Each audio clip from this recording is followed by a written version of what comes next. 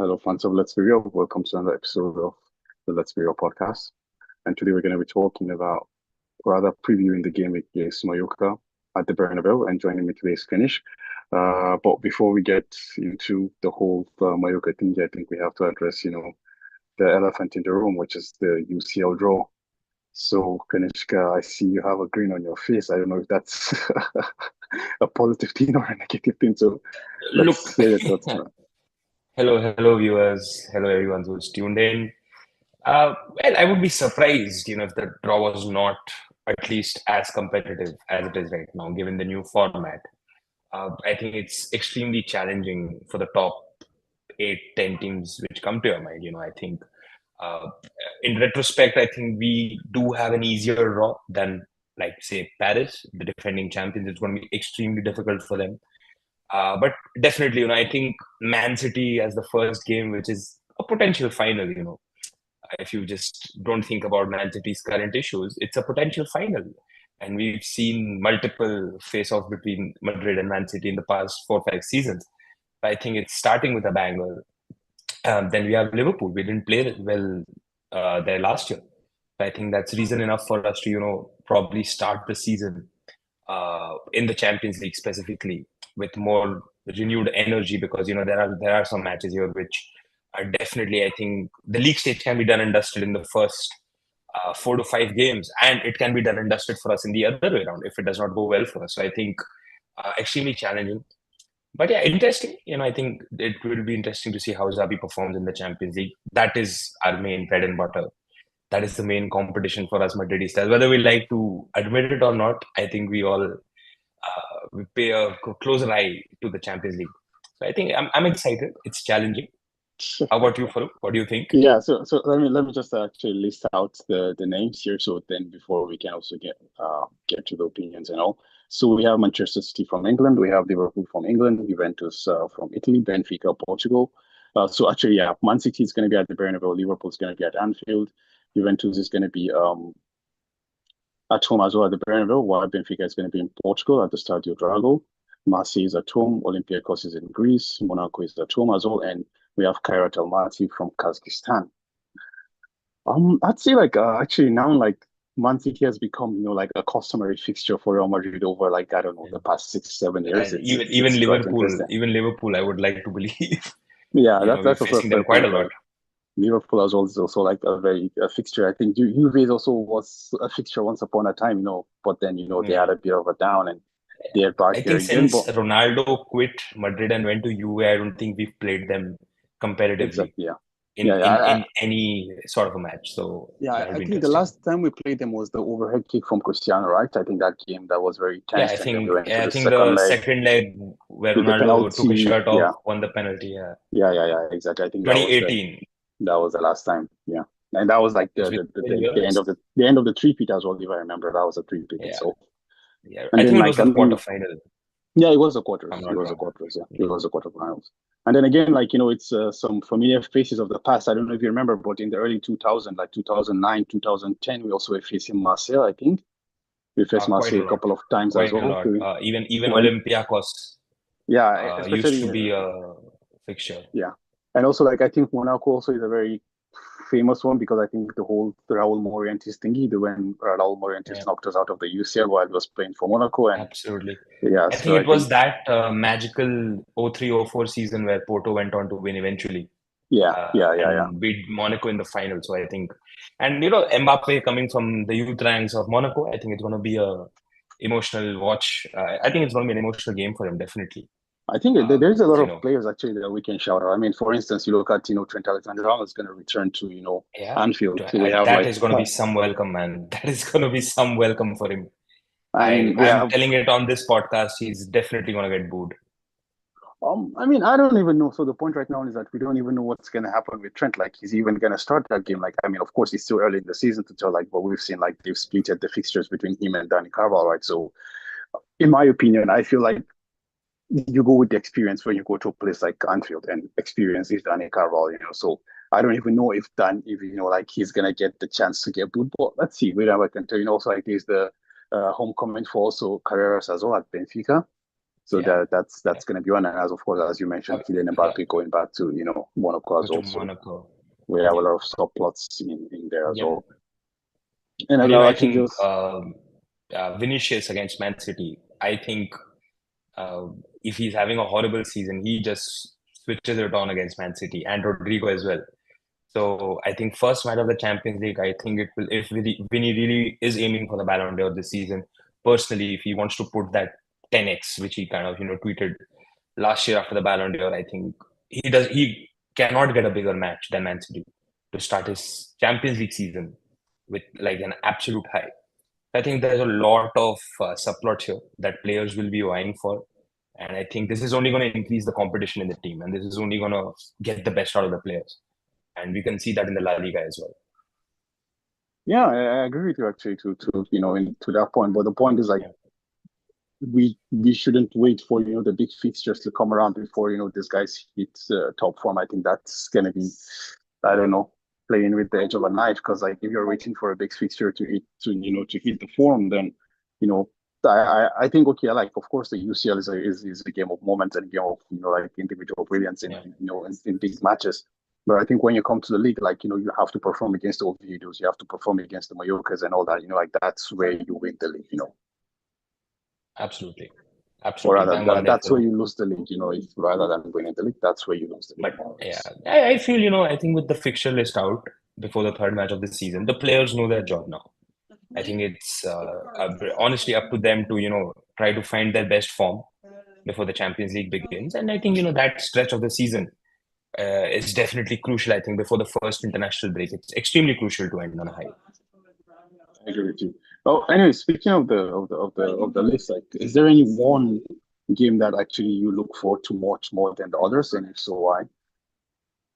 I mean, not Man City, because right now I feel we are a much better team than Man City. We can beat them 9 times out of 10, and the match is at home. So I'm honestly not very worried about the Man City fixture. Liverpool is definitely something that I'm looking forward to, because man, we were horrible there last season, and we have honestly dominated Liverpool. If you just take out last season, the season before that, where we went on to score 5 goals after conceding too early on, or be it the couple of Champions League finals in 18 and 22, we have and I think in the COVID season where it was played at the Di Stefano, where Liverpool came, we went there, we fought out a very good draw, and we beat them at home with Vinny's goals. I think we have dominated Liverpool. Over the past few years, we have been the better team. However, last year was just disastrous. And I feel that game is really if Madrid is able to win that game, I think it's going to really give them a push for the rest of the Champions League season. And definitely Almaty, because I remember Sheriff Tiraspol, not from very long ago. So we've had this habit of, not performing the best when, with all due respect, when smaller teams like Almaty or Sheriff Tiraspol, we face them in maybe Alcorcon in the Copa del Rey. We've not had a lot of success against them. But yeah, I think Liverpool would be my go-to fixture from our games. How about you, Farouk? Yeah, for me, actually, like, I think you kind of touch on it. Like, it's like Kairat Almaty, because I feel like they're the unknown element here. Like, they're the unknown, this is a team that I'm very sure if you asked, literally everyone right now, no one knows what they're about, and also, as I mentioned to you, like, they have a very peculiar location as well. It's better to go from Madrid to New York than to go from Madrid to, the stadium of Kairat Almaty. So I think that's also something that plays in mind. And I think more importantly, the issue there is about the fact that element of surprise is a team, as you mentioned, like, we talk about Sheriff, we talk about Alcorcon and all those, like, it's a team that you really don't know what to expect from, like, so of course, like, I mean, there are people who get paid the big bucks, to find out this and know what to do. But I do feel like, for the players as well, like, when you talk about City, when you talk about Liverpool, you talk about Juve, you talk about Benfica, like, there's an element of familiarity with these teams, unlike, a team like Kairat. And also just, facing, new teams also is always like, is always intriguing, it's always interesting, not just the familiar foe of the Liverpools, the Juves and the Cities. Yeah, and I honestly feel even for smaller teams, this is like the big ticket match of the year. It does not get bigger than Real Madrid visiting you. And somehow, for some reason, we saw what happened last night in the Carabao Cup. United got eliminated by Grimsby Town. I mean, these clubs, these institutions, they bring out their best. I mean, I remember any cup tie you see a fourth division team with a first division team, or like a smaller team, like a much smaller team with a much bigger team. You will always see the smaller team just giving it their hearts out as if there's no tomorrow. And that kind of, I feel a bit scary about, because that can often lead to a goal here and there, and then things maybe not working out in our favor. But I feel it's a comfortable draw. I don't think we should go into the playoffs like last year. I do feel that we should finish in the top five, definitely. Yeah, I mean, I couldn't agree more with you. I do feel like while you say it's a comfortable, I don't think it's necessarily like that comfortable, but I do think like we should be able, to finish in the top eight. Like we don't have to go through Yeah. the playoff round as we did last season. That was like that was absolutely cruel because like we had to play City. Of course, like City weren't at their pomp, but still like it's City against Real Madrid. It's a very big tie. Well, yeah, I do think like like they're like I don't know if there's any other team you want to point out outside of our pool, like maybe I think I don't know Paris or Bayern Munich. PSG's was draw extremely difficult draw. I mean, I honestly feel bad for them. I don't think it's gonna be. I mean, with the number of games that are happening every week, more football, and each of the teams is like can beat you on their day. So you cannot take any team like any lightly that you can take any other team. I mean, it's a very difficult draw. I think it's one of the most difficult draws for a team that I've seen. I mean, I have no love for PSG. I'm not a fan of PSG, but as a football fan, I do feel bad for them because it's an extremely tough draw. They play Bayern, Athletic Bilbao, and I don't remember the draw exactly. Like let me just list But them out it's actually. very So it's like yeah. they play Bayern Munich, they play Bayern, Barcelona, they play Atalanta, they yeah. play Leverkusen, they play Spurs, they play Sporting, they play Newcastle, and they play Athletic Club. It's Yeah. difficult, man. I mean, you cannot point out one team here which you can say, okay, this is like an easy day work for Paris Saint-Germain. You cannot. It's that kind of a draw for them. Yeah, but I mean that's the thing. Like I mean this new format of the UCL, that's what it promised, right? Like blockbuster match after blockbuster match. So Yeah. we just have to wait and see how that I'm eventually I'm pans not the out. biggest fan of the new structure. I still feel the old structure was still fine because the good teams would eventually meet, if not in the round of 16, then maybe in the quarters, if not in the quarters, in the semis, if not in the semis, they definitely meet in the final. So I am still a big fan and a big supporter of the previous format. And I just feel Yeah. it's 2, 3 extra games. And if you're finishing outside the top eight, it's the playoff, which is another 2 extra games. So I don't think game wise it's a lot different. You just either play 2 or 4 matches extra, depending on where you are finishing. It's just more workload, I feel, and it's too much unnecessary pressure at the beginning of the season. So I still feel the old format should be there. But anyway, we play with the cards that we are dealt. I think we should make it through. I do feel Paris will make it through because even for Bayern and Barcelona, it's not an easy draw. If you I see mean like that, it's not an easy draw. the point we have to note here is that like similar to the old system whereby like winning 3 games or like getting to the magic point of magic threshold of 10 points, you were almost like sure to go through. I think even last year we had the same thing. Like if you were able to get to 10 points, you are at least in the playoffs. So I think 3 games and a draw, so more or less like just not losing 4 games or rather winning 4 games almost gives you a for sure guarantee that you're going to go through. But then as it's a new format, so we don't have enough data yet to prove what the threshold is. But I do Yeah. think you have 8 teams, or rather eight fixtures. Like you win 4, you're good to go. So I do think because of this, like a lot of teams, as we saw last year with Real Madrid as well, even with the eventual winners, Paris as well. Like Paris was literally a couple of seconds away from being, or rather a couple of Eliminated, let's say yeah. minutes from being eliminated, and eventually, they were able to go through. So I do think eventually, like the cream rises to the top.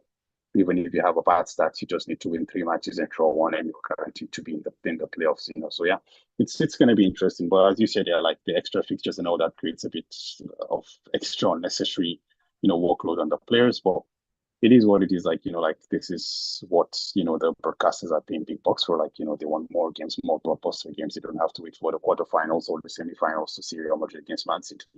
So now they've got it in the group stage or the playoff round. So yeah, they're getting their money's worth.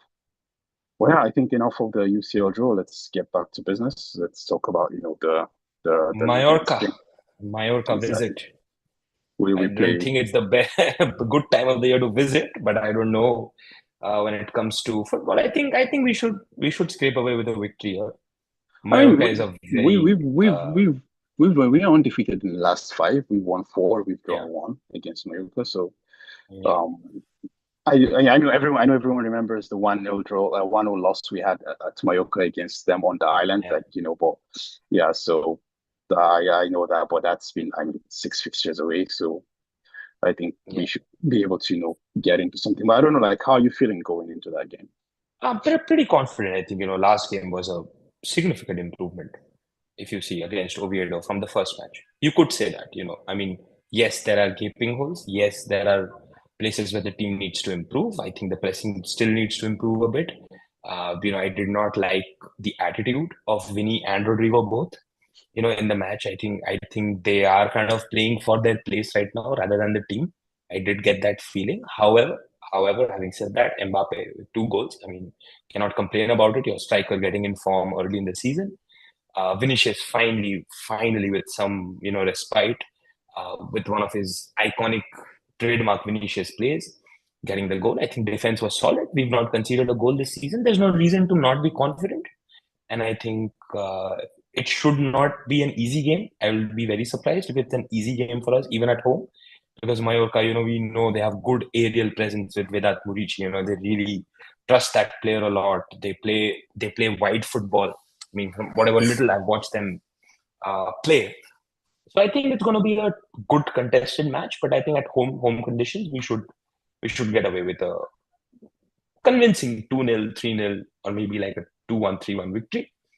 So I think I'm confident. I'm confident about this Saturday's fixture. All right, so I'm just gonna throw some statement to you, Kanishka. It says here that Real Madrid are the team with the most ball recoveries in the opponent's half in La Liga with 84 ball recoveries. So now let's say we have the most recoveries in the opposition half, 84. My question now to you is this: is this about the opposition we've played so far, all man in the ball with 10 behind the ball or 11 behind the ball and stuff like that? Or is this This an stat is just improvement for this season, as right? Xavi Alonso? The Yeah, so it's just far. for the first two games. I mean, Or is it's this too the early to point it out. Too early to point it out. It's just been 2 games, 180 minutes of football this season. If this stat kind of continues, or if we see similar stats continue, say when we are in match day 14, match day 15, or maybe halfway through the season, then I'll be really confident, that the pressing of the team, recovering the ball in the opposition half has really kind of created an impact in an attacking manner. It's a good stat to have on your back. But I think still the gaping holes which we discussed during the season preview pretty much still remains. I mean, I don't know what is the exact role of Guler in this team. I don't know if he's going to play Mastrantuono. I mean, I got it right in the last preview that he's going to start Mastrantuono. I don't think he's going to start Mastrantuono this match, because I feel Rodrigo put in a decent shift last match. From whatever we saw, he was decent. He was trying. He was trying to score goals. He had that attacking mindset. I think I do start with Vinny, Mbappe, and Rodrigo. So let's see. But I think it's too early in the season to focus on these stats and maybe try to draw some sort of conversation around it. But yeah, it's a good stat to have, nevertheless. I mean, if this continues, which means that our pressing in the opposition box has improved, which was a gaping hole. I see you okay, are grinning. Kanishka? Yeah, I think you didn't get the memo, bro. Like, come on, why are you giving such a level-headed, comment? Man? We need to, create some controversy, light the flame and stuff. No, no, Nah, no. nah, Look, I'm just messing attacking with you, man. wise, I'm just creating messing with you, chances, we bro. still need to create more. We still need to be good in the box. That does not change from whatever we've seen this season. So I think that really taking slow steps towards it. But I Yeah. don't feel it's. I don't feel it's like something we really need to worry about how much ball we're recovering in the other No, no, no. other I'm teams' actually, half. I'm absolutely just messing with you. I totally, completely, 100% agree with you. Like, it's just two games into the season. Like, if you draw any conclusions, I'm sorry, it's just gonna be a stupid conclusion. Like, I personally Yeah, never draw conclusions until after December, bro, because I feel like that is when you win and lose seasons. That January February period. absolutely. If I don't know if you can recall, but like that's when you play in the past. We used to have the knockouts of the Champions League around the February. You used to have this Copa del Rey matches, Super Copa, and have cramped calendar. If you come out there still standing, I genuinely believe that you have a shot for the title. So until and unless you go through that 100%. period, the way you perform, that's what determines what is. But I do understand, like The point is that this is data we have right now. It's just 2 games and it's a new coach. So everyone is trying to, mix and match, draw conclusions, and stuff like that. And especially off of the back of, if you remember the assist of Vinicius to Kylian Mbappe, it was literally off a turnover. It was a press from Vinicius Jr. that led to a ball recovery, literally a pass to, Kylian Mbappe, back of the net, the goal, So those are things. Well, again, as I said, like these are isolated incidents, like which you rightly pointed out, like it's a very small sample size. You can't draw conclusions. But now I just want to again pose this. I think we're gonna keep having this every week. But like, have you seen any definitive difference in this team? Okay, I have seen a difference, but it's not definitive. I would still not say. I'll be a bit more practical and a bit more level-headed and say there is a difference. We can see. I mean, the first match was a very lazy match. We agreed when we did the match review. The team looked lethargic. They did not look quick on their feet. Second match was definitely an improvement in terms of energy. The players were showing more willingness to attack. They were showing more willingness to win the ball. I think that is one of the reasons why we have that stat in our back. The thing I'm most happy about is that our goal scorer, Kylian Mbappe, has found form in the first 2 matches of the season. Something he did not do last year. You cannot blame him for that. He just came into the team. He did not have a great preseason. He did not even have a long preseason. And you cannot expect him to just come in and start banging goals. But I think, something that we have missed in the past 3-4 years, a regular goal scorer who's banging in goals, who's, like a shark in the box. He's always has his eye on the goal. I think that is something I feel Kylian Mbappe has started providing us recently, which you could see in the last 2 matches also. Another thing I'm very optimistic about is our defense. Our defense has been good. We have not conceded a goal. There have been errors here and there, but I think defensively, it's definitely an improvement from last year. Midfield is the part which I think Farouk will agree with me is what we need to get sorted. And I think it is definitely a work in progress. Xabi is still trying his best midfield out. He's trying things here and there. He started Mastrontone. That was a statement. Yeah. That was a statement. That was an absolute merit based on meritocracy. It was a decision that was, I think, very well welcomed by fans as well to, award Mastrontone with the start. And he did impress. I mean, whatever little he played, he did impress. So, I think the midfield and that attacking aspect is still a work in progress. The goal scoring is fine. And I think the defense is good. So I think that gives me a lot of confidence.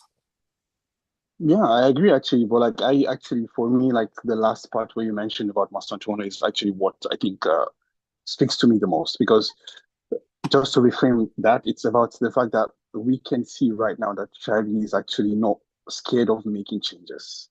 He's not scared of, like changing and chopping things, trying different things. I mean, we saw with Trent, like Trent was the flagship signing, like Dani Carval is switching with Trent. You see that with Vinicius Jr., like the next coming of CR7, literally he was out of the team. Rodrigo was back in the team, We saw like he tried Mastrontone, he tried what's his sorry, I forgot the name. Brahim Diaz in the first game, so that willingness, to make those changes, to trap the, like even the star names, the bigger guys, that's something that I think is one of the biggest difference that we've seen from the previous, coach. Like, I mean, Carlo, you never can say anything about Carlo because like he's done his job. He won the trophies literally. Like you can't say anything about him. But if there are some faults that you want to highlight, it's that fact that like you could literally name the next 7 for the next 10 years as long as everyone is fit. It doesn't matter if there's a form or nothing. Like if you have a UCL for the next 10 years, these are the players that are gonna start as long as everyone is fit. And don't you think this thing helps us against the bigger opposition? Because if you do not have a definitive 11, it makes planning against you that much tougher. Teams do not know what lineup you're gonna come out and play with, so they do not have that planning aspect of things. Okay, that because that is one thing I felt was a feature of Carlo Ancelotti's teams. Teams could predict that, yes, he's going to start these 11 players. So it became easier to plan and plot and, plan the whole game against them. But when you don't know what 11 he's going to start, and if, you have good players in multiple positions, it becomes difficult to plan. So you can, catch the opponent with the element of surprise. In addition to that, also, like you have fresher players. If you remember in the 2017 season, we had the B team. Like amazing. Alvaro Morata and exactly. Vasquez and Asensio and the young boys really stepped up. And, there were some crucial games towards the end of that season, which they won in La Liga, which ultimately led us to win the trophy after about a good 5-6 years, if I'm not wrong. So that's the thing, because we like, last like won in 2012. So yeah, we won in that 2012, really exactly. Yeah, it helps was us in our 5 years. Yeah, yeah. it was a 5 year drought that was ended. So like that's the thing, like like one is the element of unpredictability, and the second is that you have players, like in freshers conditions, and like not just the starters, also the guys on the bench, because why, they've been playing. So like they're, like the conditioning, the fitness is there, and all that. So you can just, because that was what we have happened last year. Like you're expecting Hendrick to come into the game and make an impact when Hendrick hasn't played for the last 5 games. Like what do you want to happen? Yeah, You absolutely, know, absolutely. Totally agree with so you on that. Totally so agree I with think you on that. that those are things that like really could come in handy. But again, as I said, rather as you said, like it's too early in the season to make this things. But one thing else I want to shout out is, I know we haven't been tested at all, but man, Dean Howson looks like he is the bargain, bro. Honestly, he looks like I don't know, like I don't want to be harsh or anything, but like he looks like what all the defenders we have bought previously supposed to be when it comes to aerial defending. Like I feel He's like good. there's an element of confidence in him when he like defends aerially, which is something I think has been a very big problem for him. Although we've had giants like, like Rudiger, like Militao and so on, but like yeah, I'm gonna make a sweeping statement. Mark my words. Dean Huijsen is gonna be our signing of the season this year. I have a very strong feeling about it. From whatever little we've seen him play, he is definitely gonna be that solid Ramos-like presence. And if nurtured properly, he could really serve Real Madrid for the next 5, 7, 9 years because he's very young and he's fit. yeah, And yeah, he has that flexibility as a player. He's match fit. He has speed. He has aerial ability. If nurtured properly, if groomed properly, and La Liga is a challenge for defenders. It's not easy to be a defender in La Liga. He can really emerge as a global leading defender, something like Pepe was for us, something like Sergio Ramos for us. So I'm really optimistic. He's solid. He's what you call a solid defender. yeah, He's good in the box. He's good with the ball, off the ball. Honestly, you couldn't ask for more. And I think it's great scouting by Real Madrid to get Dean Huijsen, because a lot of people would not have expected Real Madrid to maybe go for Huijsen. It's not, Real Madrid does not sign players from Bournemouth.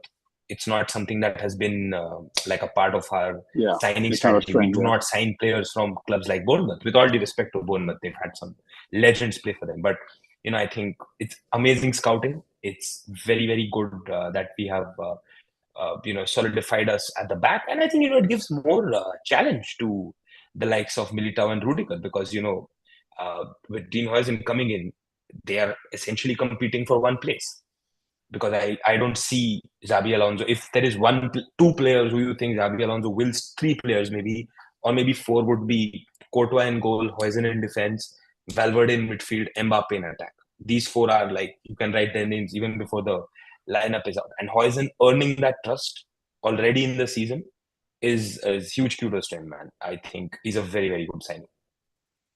yeah. I couldn't agree more. Honestly, I definitely think like he's helped a lot, and also I think his ball playing abilities are something that we should not discount absolutely. But then let's Yeah. gradually move towards Mallorca for the game at the weekend. So like if I remember correctly, like they lost the opening game 3-0, and then they Against got Barcelona. against Barcelona, got a point against Celta, and then now they're coming into the third game of the season. Like I think the games against Mallorca has always been tricky. Like it's always been a bit of a cagey affair. Of course, that sometimes we have like a one-sided victory against them and so, but it's always been a bit of a cagey affair. So, Ganesh, what do you think? Like what kind of threats should we expect from Mallorca tomorrow at the weekend? I think it's mostly comes through Vedat Murici, their number 9. It's more aerial. They play in the box. They are wide teams. They like to use their width from whatever little. And defensively, Mallorca is solid. They do not. I mean, if you discount the game against Barcelona, they're not a team which concedes a lot of goals for a team which plays in that level of the league. So they are defensively good. They play with a lot of width, and they rely a lot on aerial ability and headers and set pieces. So I think if we are able to tackle that threat against Mallorca, I think we nullify their attack then and there. Because honestly, in the past 2 seasons where I've probably watched Mallorca play, I've not really seen a lot from them. They have good wingers and they rely on their number 9 to get the goal more often than not. That is why Vedat Murici is a big name in Spanish football, Yeah. because he does get the goals. So I think if we nullify that, if we nullify their aerial threat, if we close them out on the wings, and if we don't let them become very compact, I think Madrid should make like an easy game for themselves. Yeah, I agree with you. And let's not forget also they got a new shiny midfielder from Barcelona as well. Pablo Torre. So Yeah, that's Pablo also gonna Torre, be that's absolutely, also yeah, gonna be. And also I think yeah. we have the Japanese attacker as well, Asano as well. That's as you Asano, mentioned, yeah. having they have very tricky and good offensive midfielders. Yeah. Hence the reason why they can service. They use the flanks very well. Is Exactly, something yeah. I distinctively remember. They are good with the flank and the width of the pitch. Yeah, and something that they. But actually, I forgot. There was a center back, a Spanish center back or a fullback. Was he Rayo? That Uh, was that. That Pere, had. Pere, Pere Garcia? No. No, the one that has the problem with Real Madrid and Vinicius Junior as a whole. I forgot. Was he Rayo or something like Ah, that? I forgot don't to don't remember. don't recall his. I think it's Rayo. It's not Mallorca. Or maybe it is. I don't know, man. I'm not able to recall the name at this moment.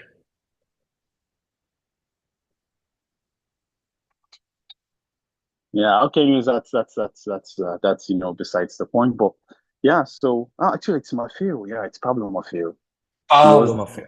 Yeah, Thank Pablo you. Maffeo. Yeah, he was from Mallorca as well. But I think I don't know if he's gonna be starting, but yeah, I remember he used to talk a lot of interesting things about Real Madrid and Vinicius Junior as a whole. So yeah, I do think the sheets here most likely will still uh, bring up stuff, but yeah, it's gonna be interesting. I don't know No, I how think that's. I think Mallorca's got a very balanced team. I think because they managed to stay in the league. I think it speaks very highly of them because they've kind of got like a very balanced squad. Pacey Yeah, wingers, they play with wit. They will definitely start attacking in the box. I think if you are able to clear that threat in the box, Mallorca is really not a game that should be overthought from Xavi's end as well. So I think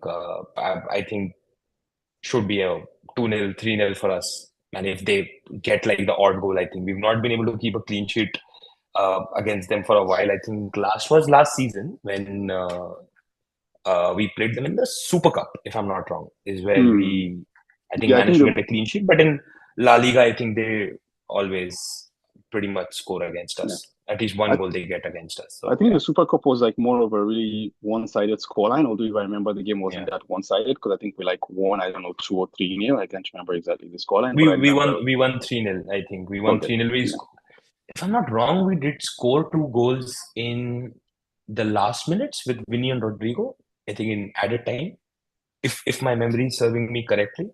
So I think it was just one of those games which was a 1-0 till the 90th minute, and then you concede two. So the scoreline looks big, but yeah, yeah, it was exactly. not like a very easy match. It's never easy with Mallorca. I think no team has it easy with Mallorca. I think they've also kind of upset Barca in the past. So they're not like an easy team to win, but yeah, at home I think it should be comfortable. If this was away at Mallorca, I think I would be okay. They've got their home support. They're a very passionate club. Things can happen away, but I think home should be a decent win for us. Yeah, hopefully. So, anyways, let's move to the Real Madrid side of things. We know that we're still without Jude, we're without Endrick, Ferdinand Mendy, and also Kamavinga. They're all out. But yeah, so other than that, everyone is basically available for to Xavi and for selection. So it's going to be quite interesting to see what's going to be because I know that okay for sure. I mean we know that there are a couple of names that for sure are there. Like as you mentioned before, Thibaut Courtois is there, Fede Valverde is there. I think Tchouaméni is there as well. I know like Kylian Mbappe is there. Yeah, Chouameni But as well. then Yeah. even I think maybe Carreras you can say is there. But Yeah. other than that, like everything is just a toss of a coin right now. I don't know if you want to take us through what you think would be like, I don't know, the I back think four. I think Xabi should start Carvajal this match as well. You need the defensive solidity of Carvajal because Mallorca has pacey wingers. I mean, you don't need rocket science. It's pretty explainable because if you play Trent, then there's that threat of them getting the odd goal on the wing.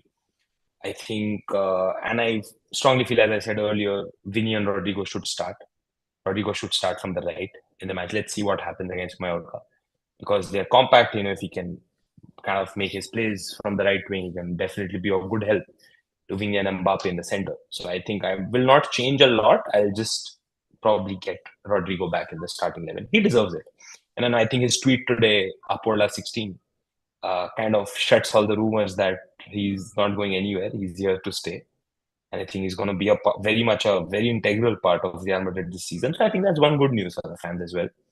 That Rodrigo is choosing and staying to fight for his place. So I hope that turns out well for him. But I do see him starting this week with Vinny and Mbappe. All right. So you're saying you said Carvajal, then it means we talked about Huijsen. So who's going to partner Huijsen on the CV? Militao. Okay, Militao, and then for the Carreras on the left. Carreras. All right. I don't see any reason why Carreras should be benched. He's been good from the, I think, first match. He was really, really good. So I don't think why he should not start.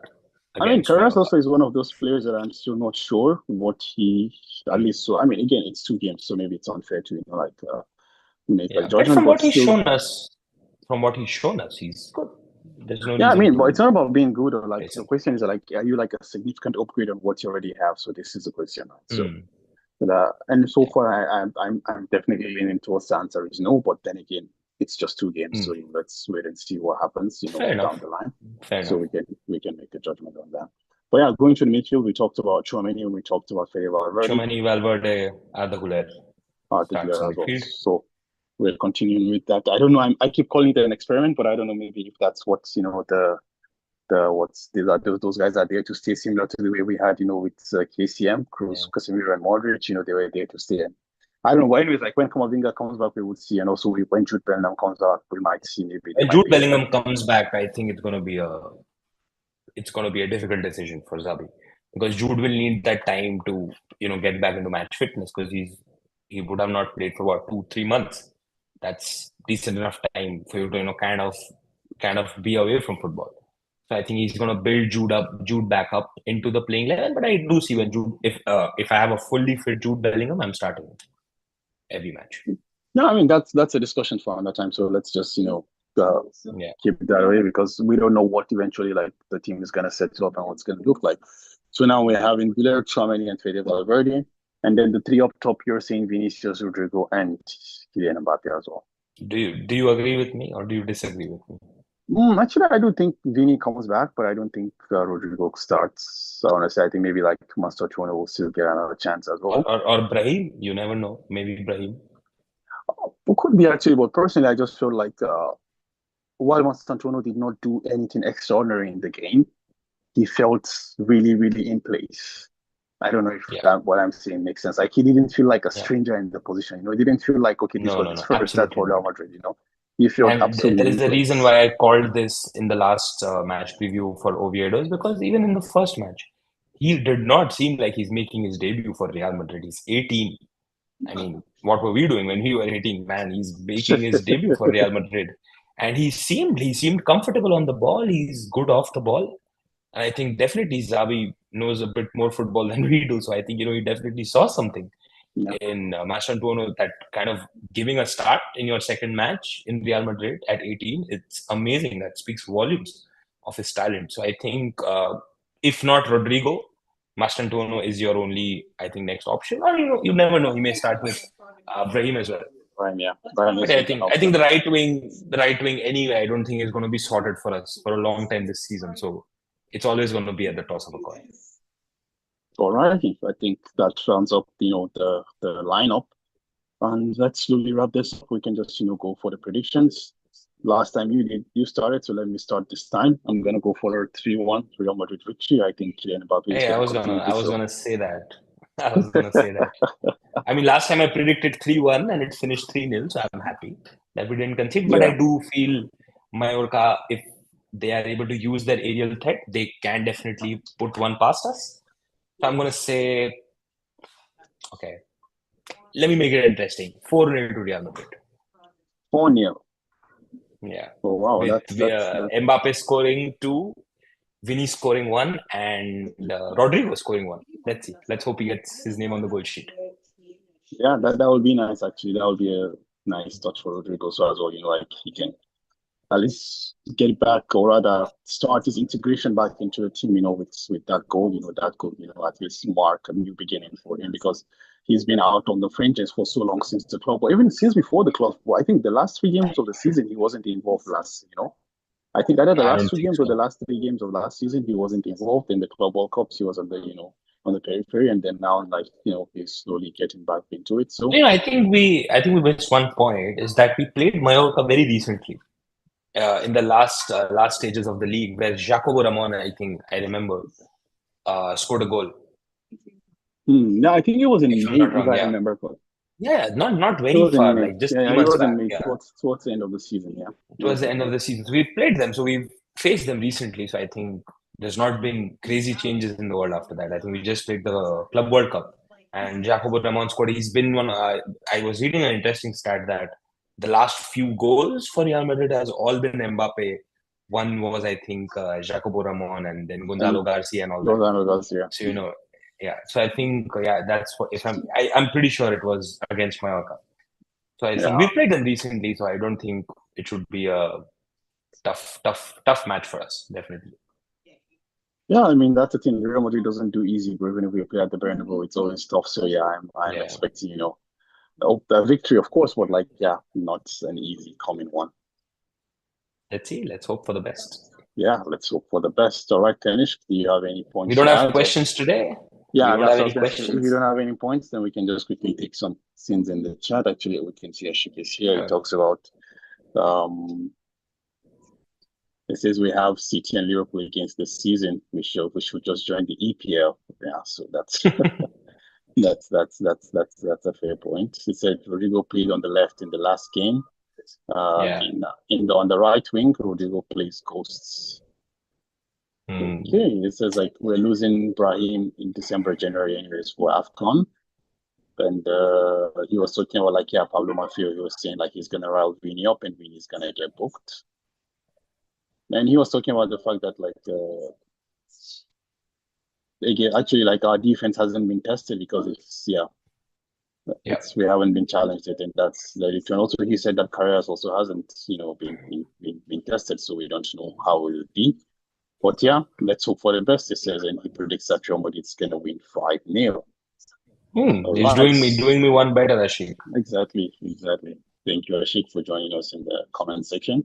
I actually forgot about that towards the end. My apologies. But yeah, thanks for engaging us and keeping us involved or rather joining us and being involved in our conversations. And I think until next time, we start by saying Hala Madrid. Hala Madrid.